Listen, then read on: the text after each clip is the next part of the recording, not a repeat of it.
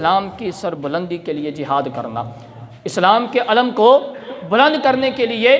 اللہ کی راہ میں جہاد کرنا۔ اب اس بات میں تو کوئی شک نہیں ہے کہ اسلام سچا مذہب اور اللہ رب العزت کا پسندیدہ دین ہے، دوسرے تمام مذاہب جھوٹے اور جہنم میں لے جانے والے ہیں۔ ارے قرآن و سنت کے مطابق مسلمان کو چاہیے کہ وہ اپنی طاقت اور اپنی وسعت کے مطابق کفر کو مٹانے اور اسلام کو پوری دنیا میں غالب کرنے کی کوشش کرتا رہے، اور راہ خدا میں جہاد کرنے والے خوش نصیبوں کو باری تعالیٰ نے خصوصی رحمت اور خصوصی نوازشات سے نوازنے کا وعدہ عطا فرمایا ہے۔ اللہ رب العزت قرآن مجید کے اندر ارشاد فرماتا ہے، ان الذین آمنوا والذین ہاجروا وجاہدوا فی سبیل اللہ، بے شک وہ لوگ جو ایمان لائے اور وہ جنہوں نے اللہ کے لیے اپنے گھر بار چھوڑے، اولئک یرجون رحمت اللہ، وہ اللہ تعالیٰ کی رحمت کے امیدوار ہیں، واللہ غفور الرحیم، اور اللہ بہت بخشنے والا اور مہربان ہے۔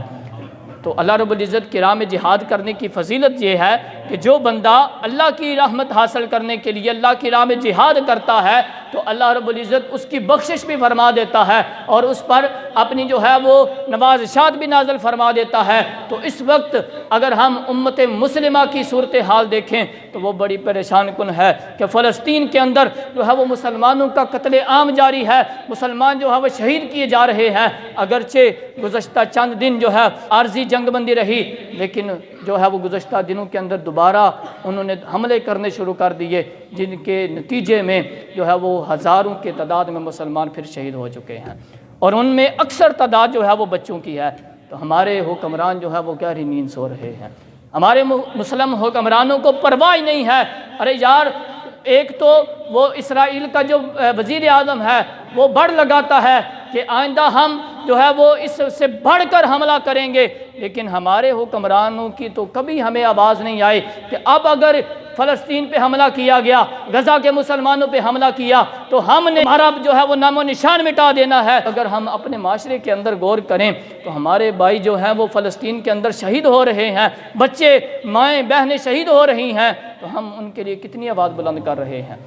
ہم ان کے لیے کتنی آواز اٹھا رہے ہیں۔ ارے یار، جب باری تعالیٰ نے قرآن کے اندر یہ وعدہ فرما دیا ہے کہ اے مسلمانوں میں تمہیں ہمیشہ سر بلند رکھوں گا، وَأَنْتُمُ الْأَعْلَوْنَ وَاللَّهُ مَعَكُمْ وَلَنْ يَتِرَكُمْ أَعْمَالَكُمْ، یعنی اے مسلمانوں تم ہمیشہ غالب رہو گے اور اللہ کی مدد ہمیشہ تمہارے ساتھ ہے اور اللہ تمہارے اعمال کو ضائع نہیں فرمائے گا۔ ارے یار، رب تعالیٰ کا وعدہ یقیناً سچا ہے، اور آپ پچھلی تاریخ اٹھا کے دیکھ لیں، دور صحابہ سے لے کر ماضی تک جب بھی مسلمانوں نے جہاد کیا، اللہ کی راہ میں جو ہے وہ آواز بلند کی، تو اللہ نے ان کو رسوا نہیں کیا بلکہ ان کے سروں کو فخر سے بلند کیا ہے۔ تو آج اگر ہم اپنے معاشرے کے اندر غور کریں تو یہ امت جو ہے وہ زوال کی طرف کیوں چلتی جا رہی ہے؟ اگر یہ امت رسوا ہو رہی ہے تو اس کی ایک وجہ یہ بھی ہے کہ ہمارے مسلم حکمران جو ہیں وہ بزدل ہیں، اور ان کے دلوں کے اندر جو جہاد کا جذبہ نہیں ہے، انہوں نے جہاد کو اپنانا چھوڑ دیا ہے۔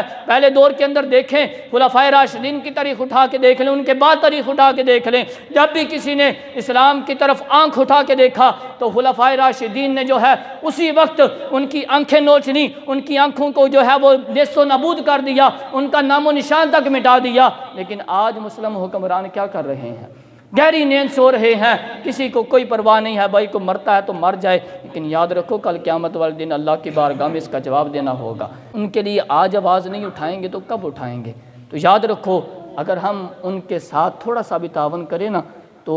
یہ جو ہم خرید و فروخت کرتے ہیں، ہم جو ہے اس کی تھوڑا سا بائیکاٹ کر دیں، ان چیزوں کا ہم بائیکاٹ کر دیں جو ان کی ہیں اسرائیل کی، تو اس سے بھی بہت فرق پڑ سکتا ہے۔ لیکن ہم جو ہے وہ انہی کے کھانے کھاتے ہیں، انہی کی جو ہے وہ بوتلیں پیتے ہیں، انہی کا سب کچھ کرتے ہیں۔ تو میرے بھائی یاد رکھو کہ ہم ان کی معاونت کر رہے ہیں، ان کی جو ہے وہ ایک گولی بھی خریدی گئی نا اگر ہمارے پیسے سے، تو کل قیامت والے دن اللہ نے ہم سے پوچھ لینا ہے کہ اے میرے بندے، تو نے فلاں بندے کے قتل ہونے میں، فلاں بندے کے شہید ہونے میں معاونت کی تھی، تو اس وقت تو نے غور کیوں نہیں کیا تھا؟ تو میرے مصطفیٰ کریم علیہ الصلوۃ والسلام کے غلاموں، آج ہمیں اس کے لیے آواز اٹھانے کی ضرورت ہے، اور اسی وجہ سے ہم اللہ رب العزت کی جو ہے وہ رحمت حاصل کر سکتے ہیں۔